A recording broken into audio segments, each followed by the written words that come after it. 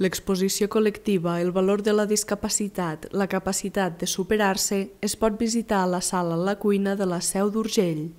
La mostra busca donar visibilitat a persones amb discapacitat, així com sensibilitzar la resta de la població de la importància que aquest col·lectiu es senti inclòs en la societat.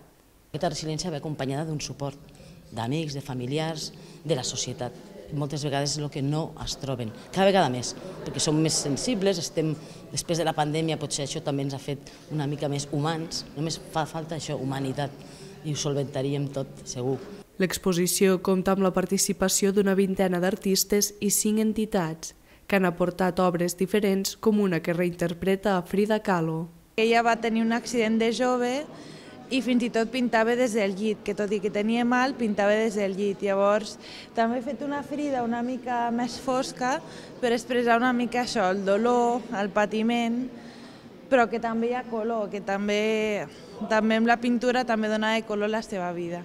En l'espai també s'hi poden trobar poesies, així com peces de ceràmica i fusta. Gaudeixo molt perquè disfruto fent l'obra. Imaginant-la, allò que deixes anar la imaginació, molta fantasia, de vegades, sobre algun projecte fins que el realitzes. L'exposició organitzada per l'associació L'Alternativa es pot veure fins al 31 de gener.